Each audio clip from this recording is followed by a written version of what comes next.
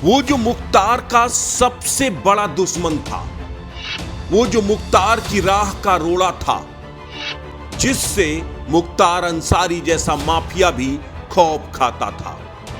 मुंबई के डॉन दाऊद इब्राहिम का वो चहेता था।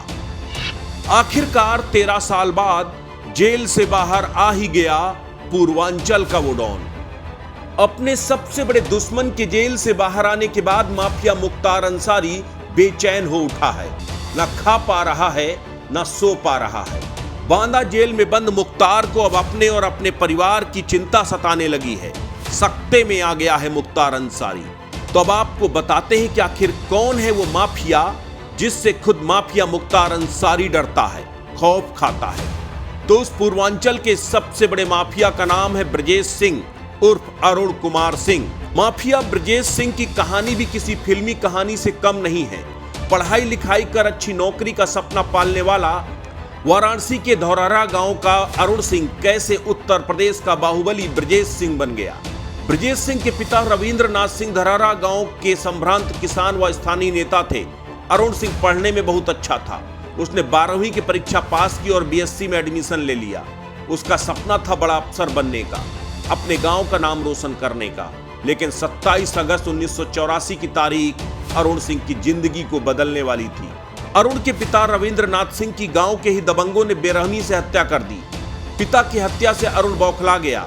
उसने अपनी जिंदगी का रुख बदल दिया। उसने अपने पिता की हत्या का बदला लेने की कसम खा ली और 1 साल के अंदर ही 27 मई 1985 को पिता की हत्या के मुख्य आरोपी हरिहर सिंह को मौत के घाट उतार दिया।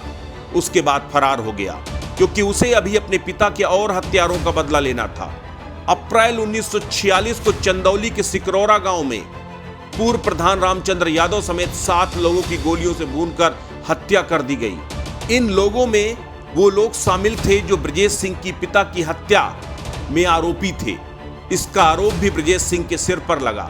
यहां से ब्रजेश सिंह का बदला तो पूरा हो गया, लेकिन ब्रजेश सिंह की जिंदगी बदल गई। ब्रजेश सिंह गिरफ्तार हो गया, जेल चला गया। लेकिन जेल में उसकी मुलाकात त्रिभुवन सिंह के साथ हुई। त्रिभुवन से ब्रजेश की गहरी दोस्ती हो गई।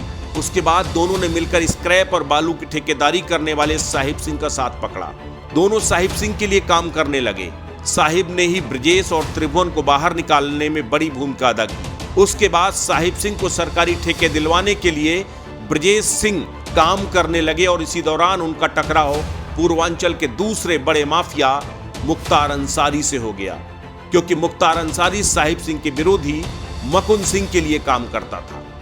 यानी सरकारी ठेकों में वर्चस्व को लेकर मकुंद सिंह और साहिब सिंह के साथ साथ अब ब्रजेश सिंह और मुख्तार अंसारी के बीच भी अदावत शुरू हो गई।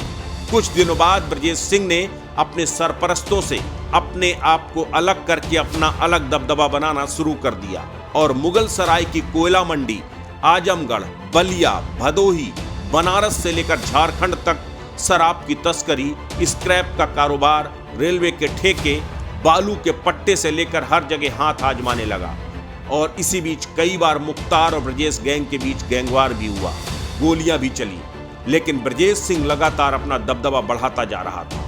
1990 के आसपास ब्रजेश सिंह ने बिहार झारखंड के सबसे बड़े कोयला माफिया बाहुबली सूर्यदेव सिंह के लिए काम करना शुरू किया। सूर्यदेव सिंह के 6 विरोधियों की हत्या में ब्रजेश का नाम मुख्य रूप से सामने आया।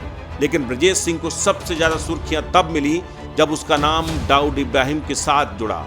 मुंबई में दाऊद इब्राहिम के बहनोई इस्माइल पारकर को अरुण गवली गैंग के शूटरों ने हत्या कर दी। कहते हैं दाऊद के बहनोई की हत्या का बदला लेने के लिए ब्रजेश सिंह और सुभाष ठाकुर ने फिल्मी अंदाज में मुंबई के सबसे बड़े शूट आउट को अंजाम दिया।